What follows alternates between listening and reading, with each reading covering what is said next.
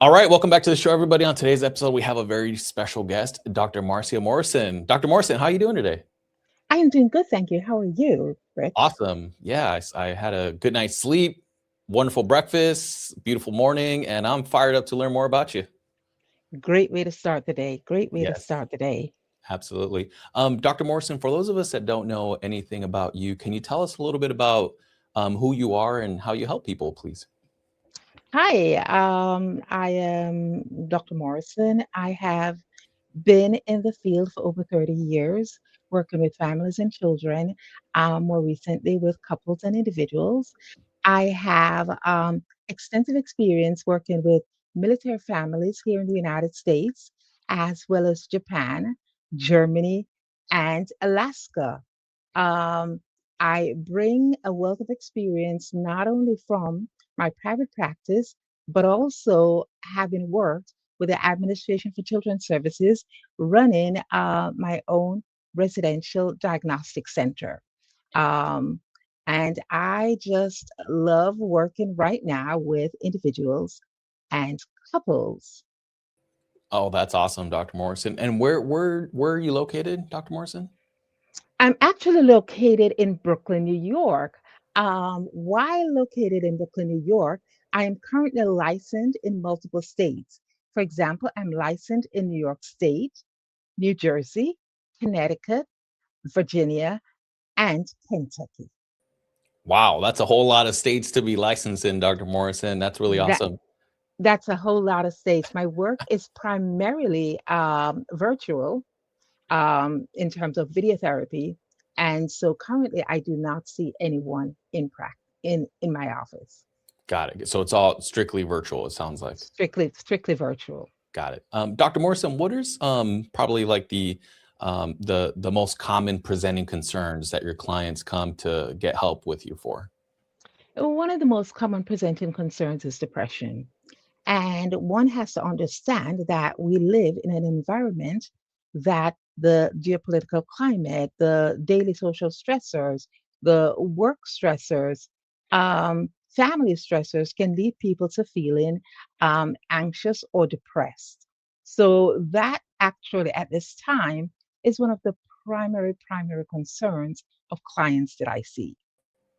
Wow. Yeah. And for those individuals that maybe are not too familiar with the idea of depression or maybe don't know a whole lot about it, can you kind of shed some light on what depression is?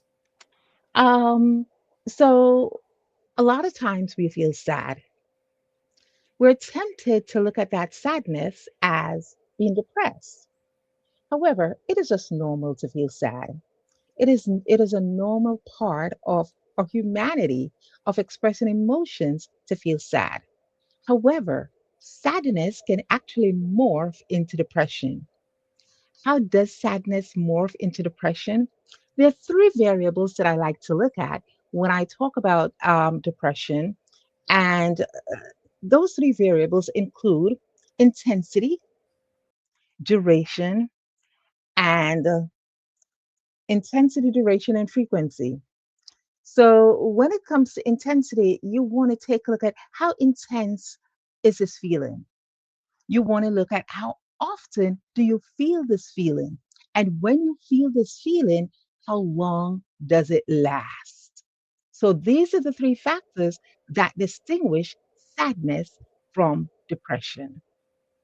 Wow. And so like, yeah, so it sounds like there's three variables that kind of go into what it means to be depressed. What do you see typically, Dr. Morrison? Like, is there maybe like a common variable for each one of those that you can share with us, or is it just vary by client?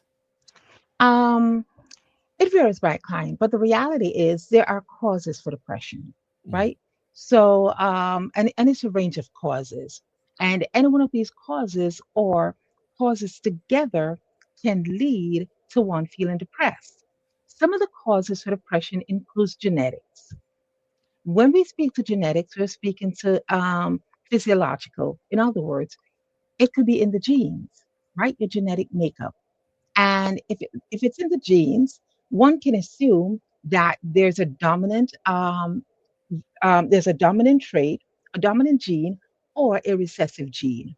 With the dominant gene, then it doesn't take a lot for you to get depressed. With the recessive gene, then there are certain factors that can move that recessive gene into a space of dominance, hence, you're getting depressed. Other factors include brain chemistry. In other words, there's a chemical imbalance. And when there's a chemical imbalance, the reality is that it throws you off.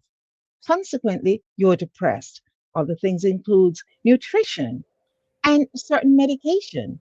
So when you go to the doctor, especially if you're prescribed a new medication, one of the things that you want to be careful of is what are the side effects. Now, sometimes the side effect says 1 in 1,000, 1 in 1,000,000, but you know what? If it says depression 1 in 1,000,000, you could be that 1 in 1,000,000. So don't take it lightly when you take a look at the side effects of your medication and you see a corresponding behavior based on some of the medication's impact. Now, there are other things such as self esteem, feelings of insecurity, drug abuse, chronic health. If you're chronically ill, then that's not a good space to be in. And so if you're chronically ill, you're prone to feel down. And of course, remember earlier I spoke about the three factors: intensity, duration, and frequency. So if you're chronically ill, these three factors are certainly going to be in play. Then, of course, we know the issue of lack of sunlight. And that is why we find that in the winter months, people tend to get more depressed than at other times of the year. Often, the that is referred to, the clinical term for that is SAD, or seasonal affective disorder. With seasonal affective disorder, it simply means that there is not sufficient sunlight, and from sunlight, we get vitamin D, specifically vitamin D3. In the absence of vitamin D3, then, and vitamin D3 is one of the chemicals that boost or happy feelings, right? So if we're not getting that, then we're prone to feel sad. And so that is why in the winter months, with the lack of sunlight, we tend to feel more sad than at other times. Wow, yeah, that's so interesting, and, it's crazy to hear well, first of all, that there's so many causes, right, that can make somebody sad and kind of sink into that, depressive state, but one of those causes being sunlight, like, how fascinating that, when the in the winter time when the sun kind of the days are shorter and there's less sun out there, and then on top of that, who wants to be outside when it's cold, right? Like, so most people are inside and Mm. it's nice and warm, and so we're not getting that sun, and so it's just so interesting to think that our environment can put us in a position where we're at risk to get sad and then even kind of slide into depression. Right. And actually, there is something that I didn't add, and that's a nuance. And it's a nuance because it is now affecting a lot of our society, and it's not something that we've had to deal with in the past. And that is the geopolitical climate. A lot of people are concerned about the geopolitical climate. And when you wake up in the morning to hear different types of news or news stories, that can also impact on your depressive state. Yeah. Oh, yeah. Absolutely. And I mean, I'm not in an area where there's a lot of, political activity, but just going on social media. I'll go on social media in the morning. I'm drinking my coffee, seeing what's going on, and I see the news articles. I'm like, wow, like there's some really challenging things going on for a lot of people all over the country. So I could definitely see that. Are you seeing a lot more clients come to you for help, Dr. Morrison, as a result of geopolitical activities going on around the country? Like, is that number Uh, going up? uh, the number is going up astronomically. Wow. People for whom there's nothing else going on in their lives, just waking up in the morning and turning on the news and hearing of a new challenge. Um, the reality is it affects us all to some degree, and some more than others, especially if you know people who are directly affected, then vicariously you are affected through them. Yeah, wow, that's so interesting. Dr. Morrison, what are the signs of depression? Like, how does somebody know to recognize it in themselves or maybe in a loved one? So some of the signs of depression includes feelings of hopelessness. You feel worthless. Um, Feelings you've lost interest in things. You don't want to do anything, or anything that things that you would normally do. Your mood changes. Your mood fluctuates. Your energy level changes, and your concentration also changes. Things that you used to be able to do very well, now you don't have the patience, you don't have the tolerance to do them. You might not even want to do them. Your sleeping habits change. You may find that you're sleeping too much or that you're sleeping too little. You may find that you're eating too much or you're eating too little. It may be as extreme as you may feel suicidal, or you may have suicidal ideations. You feel restless. Or, believe it or not, some people experience unusual aches or pains that are not physiologically related, but are psychologically um, imposed upon them based on their mental state. So these are just some of what depression looks like. Wow, yeah, that's interesting. And Dr. Morrison, is there a difference between signs of depression with adults versus children? Maybe is that Ab- Absolutely, absolutely. Not only with adults and children, but let's start by taking a look at gender, right? We know that there are physiological differences between the sexes. At the same time, not only are there physiological differences, but there are psychological differences. Males present differently psychologically than females. So, what you would see in a male as being reflective of depression, you might not necessarily see that in a female, and vice versa.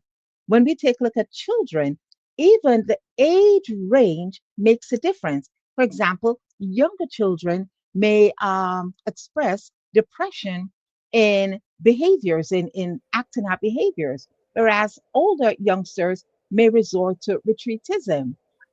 In terms of the elderly may also decide that, look, I don't want to talk, I don't want to wake up, I don't want to see anyone, I don't want to do anything.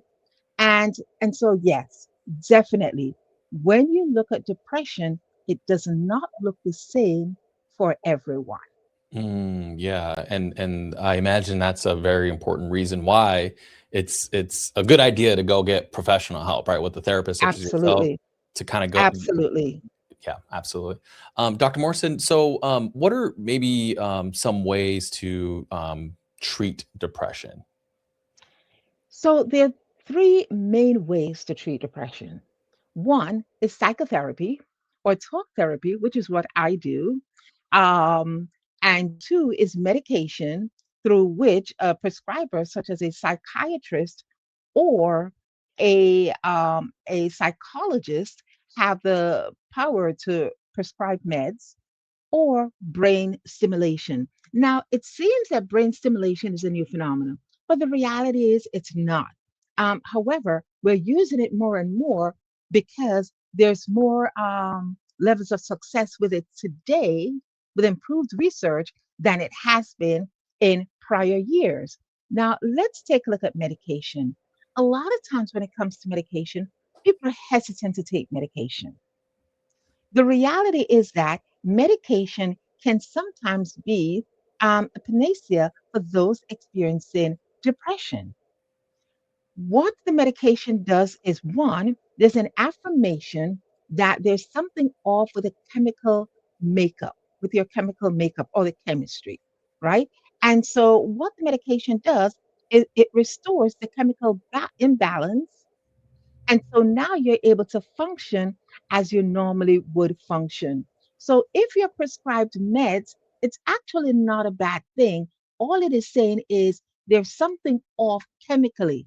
Let's do something to restore it. So if you had diabetes, right, you know that there's something off with your producing insulin, right? So that's a chemical issue. So you go to the doctor prescribes medication for your diabetes, you take it, and voila, it helps. Similarly, with medication for depression or antidepressants, what it does is it restores again, the chemical imbalance, which allows you now to be able to function in a manner that you have not been able to function before, or Wow. actually restores your levels of functioning. Yeah, wow. Now, is there a particular well, before I ask that, I want to go back to something you said earlier, Dr. Morrison, is that is some people may be hesitant or reluctant to take medication. Why do you think that is? Well, there's a stigma, right? Mental health has been a stigma from way back. If you go back to the 15th, 16th century, mental illness has always been around, but back then, the term for mental illness was feeble mindedness. Now, if you were considered feeble minded, society had so many things in place to ensure that you were sterile, that you couldn't produce. And so historically, there has been such a stigma on mental health. However, more and more as we have been engaging in media, in mass media, in social media, um, we've made it as a society more acceptable to actually talk about mental illness, to actually talk about things such as depression, right? And so there's some people from the old, from our old days or the older generation who are still reluctant and still have stigmas attached to medication, and so that for some people haven't changed. Also, the region in terms of culture. So let's say you may be from some cultures where mental mental wellness is not a priority. Then there's a stigma for meds. And so naturally, and I think the reality is with a lot of illnesses, not just mental health, some people are reluctant to take meds and they look at meds as a last resort. So while mental illness stands out, it is not the only place where we find that as a society, some people are reluctant to engage in medicine. Yeah. Dr. Morrison, earlier in the conversation, you mentioned doing work with couples. Is that, did I hear you correctly? You did. Okay, got it. How does depression impact a relationship? Wow, that is such a heavy question. It impacts a relationship in so many different ways, but just to skim, if one party is experiencing mental illness, it affects the other party. If both parties are experiencing mental illness, depression, what you're gonna find is that at the end of the day, communication becomes significantly effective. How they relate to each other is significantly affected. And so there becomes a breakdown in the relationship, unless, of course, both parties decide to get help either together as a couple or individually, or sometimes happening concurrently. But depression certainly impacts a relationship. Yeah, wow, that's so interesting. And me being a marriage and family therapist, like it when I heard you say that, my little radar was going off, like, doo-doo, how does this work? Yeah. And so, Dr. Morrison, what can somebody do if they recognize depression in themselves, or in their friend or loved one? Um, so if you are depressed, one of the things that you want to do is you want to reach out to someone. You want to have a talk with someone. If you don't have a best friend, find someone that you can confide in. Reach out to a therapist, or some professional that can help you work through this. There are hotlines if you feel significantly depressed. For example, there's a national hotline, 988. You can reach out and speak to a therapist for free. But outside of that, let's take a look at some of the physical things that we can do aside from outreach. What can we do for ourselves, right? So remember earlier, I spoke to the concept of chemical imbalance, right? Now, what are the chemicals we're talking about specifically? We're talking about things such as dopamine, serotonin, oxytocin, and endorphins, right? These are considered happy chemicals. So whenever you hear any of these words, the word happy should be a trigger, right? So let's look at dopamine. All right. Dopamine is considered the reward chemical. Now, how do you boost your dopamine levels outside of medication? For example, Rich, earlier you said that there's some people that have issues with medication.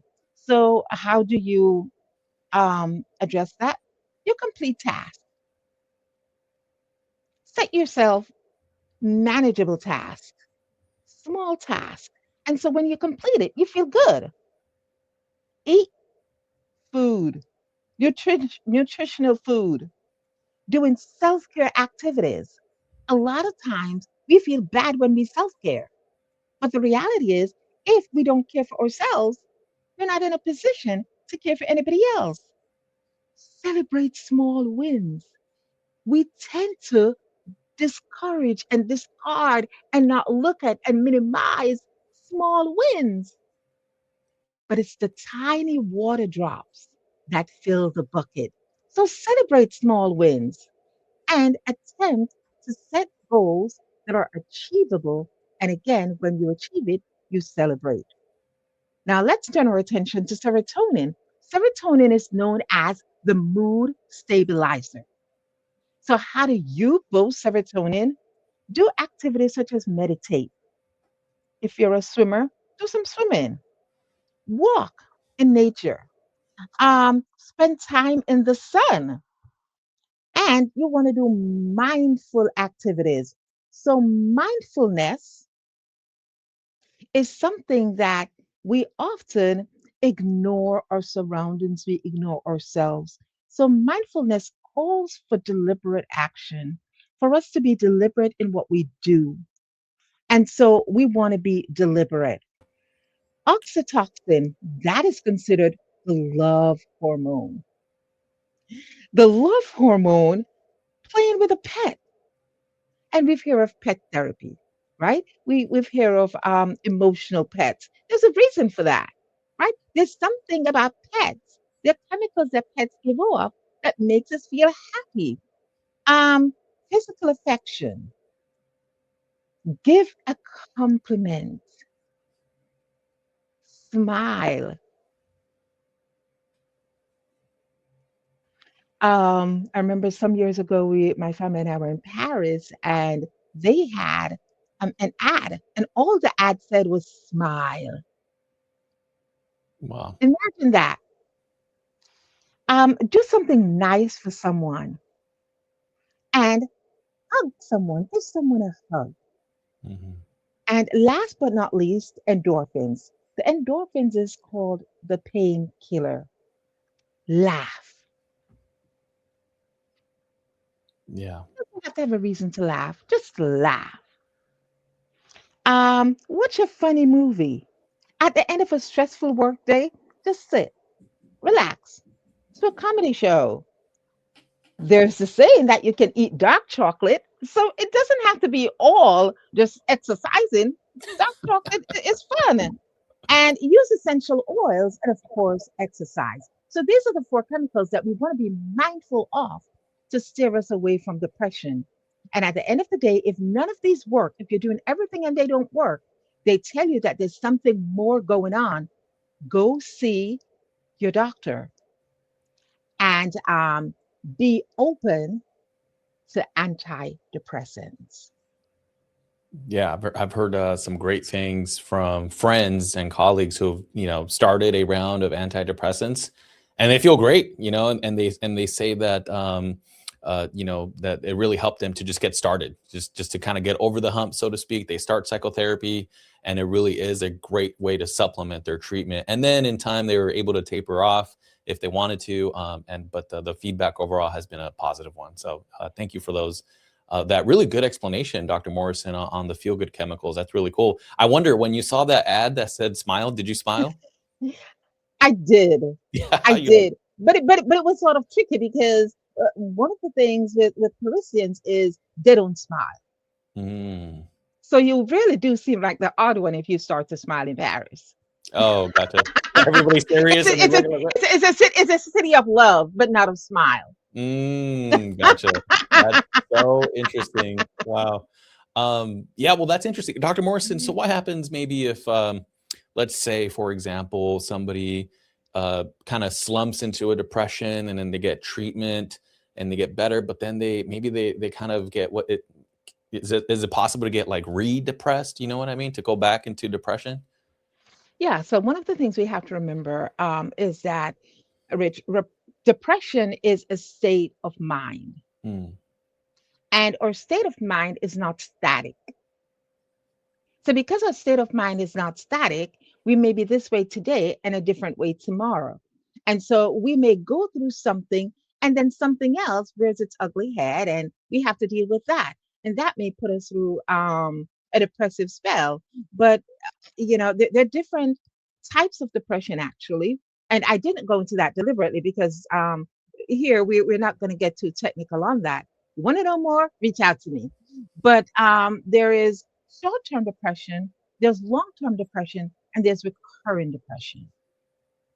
So there's some people that they may experience a tragedy, and so they're depressed from that tragedy, and that may be short-term. There's some people that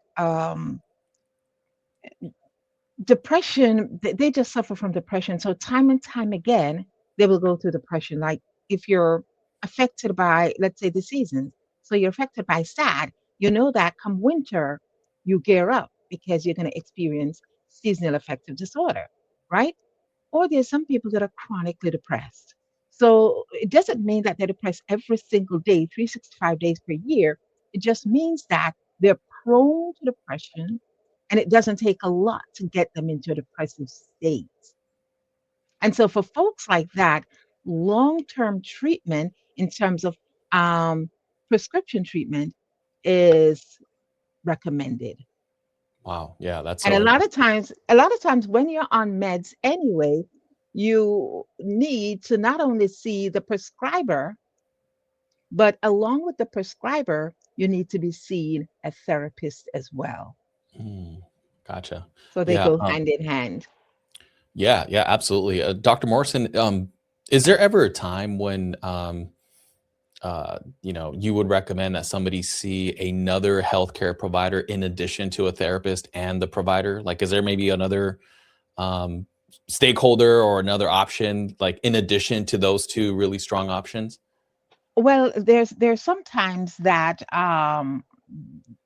it may be out of the purview of some therapists, depending on the depth of depression that that person has. So Mm, that person may recommend another therapist that may use a different modality. Because again, with therapy, one of the things that you'll notice is that there are new modalities as time goes on. So one modality may work for one person and another may not. Or this time around, this modality may work and the next time it may not. So, yes, there are times that multiple providers may need to be seen, and there are times that a person may just need to change their providers to someone who can provide for them an appropriate level of care. yeah, yeah, yeah. That's wonderful. Dr. Morrison, what advice would you give to a individual who's trying to find the right therapist? Like, what are maybe some good questions they can ask the provider or the therapist to make sure that they're a good fit? So, one of the most important thing in therapy is relationship. And you know that if you don't have a good relationship, then there are going to be conflicts. There are going to be it's not going to be a period of growth for you in this relationship. So you want to make sure that you and your therapist are a good fit. Um, some people are comfortable with same gender, so you want to choose a therapist in that same gender. Some people are comfortable with a therapist of a certain religious background or a certain cultural background. So you want to figure out who you are, what is your comfort level, and so when you look for a therapist, you look for a therapist that can meet that comfort level. But that's only one thing, right? You also want to look at experience. In what area is your therapist experience? So let's say you're having an issue with you've been abused as a child, right? You want to look for a therapist that has expertise in that area, right? You've experienced trauma. you want to look for a therapist that has expertise in that area. The other thing, too, that you may want to look at is the length of time the therapist has been in practice. So that can be a good thing or it can be a bad thing, because if the therapist has been in practice for a long time, they may not have taken the time to update their knowledge base in terms of the many new products and ways of therapy and doing things that are now on the market, or their work may not be research or evidence based. So you want to look for a therapist whose work is both research and evidence based, so that you can actually have a sense as to what your level of success will be working with this particular therapist. And it's okay to change your therapist. Therapists are not offended if you decide that this relationship doesn't work, because there is an understanding, like I said, that it's a relationship. Yeah, yeah, absolutely. And so what happens, let's say, Dr. Morrison, if somebody reaches out to a therapist and that therapist is not a good fit for them? Like, will the therapist, like, what happens then? Will a therapist refer them, or do they need to just go find somebody else? Like, what are the next steps? A good therapist will often give that person some referrals or Okay, some suggestions for referrals. got it. Got it. Okay, that makes sense. I like to go back to the depression, Dr. Morrison, and let's say an individual sees a friend or a loved one that seems to be exhibiting the signs of depression, but that Mhm. person doesn't want to go to therapy. Like they're just in the middle of it, and they don't want to get out of the house or whatever's going on.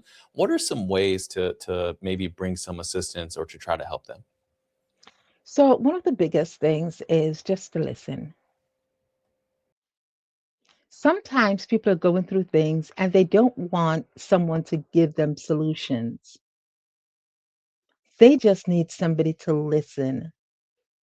And so, if you can lend them your ears, that is just about one of the best things that you can do sometimes.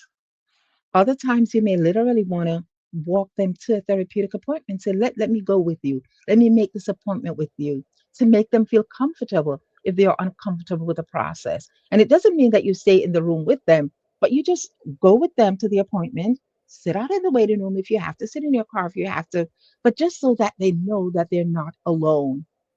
You may want to suggest that they take a break from the four walls. And a break from the four walls could be going away for a little bit, right? Even an overnight vacation, even a daycation, just taking a break to give them a reset from what it is that they're going through. In addition, you want to check the severity of their symptoms, because what may be perceived as depression could actually be a little bit more than depression. So you want to go back to those three tools that I spoke to earlier. You want to look at intensity, frequency, and duration. Now, as you look at those tools, you're doing an assessment. And if things seem more severe, then you need to take it to another level. And if they're not in the space to get help, then you get help for them. And most importantly, as you are looking out for your friend, you also need to check your own well being. A lot of times we exert care for someone else while we are withering away. But remember, if you're not in the space to care for yourself, the reality is neither are you in the space to care for anybody else. Ooh, powerful. Yeah, absolutely. Dr. Morrison, this has been a outstanding podcast episode. Thank you so much for coming on the show. If somebody wants to reach out and partner with you, how can they do so? Um, my telephone number to my office is 718-827-1467. Again, the number is 718-827-1467. Alternatively, my website is morrisonpsychotherapymeadows.com. And that's Morrison Psychotherapy Meadows, all one word, .com. Wow. And my email address is Morrison Denmark, that is Morrison, DENMARC, 732 msn.com or morrison.psychotherapy.meadows@gmail.com. Nice. Yeah, thanks for sharing all that, Dr. Morrison. And again, thank you so very much for being on the show. Maybe we could do it again in the future. How does that sound? That sounds great, Rich. It was so great talking with you. Thanks for having me. Thank you, ma'am. Absolutely. All right, everybody. Thank you so much for tuning in on this wonderful episode. And until the next one, signing out. Bye. Bye bye.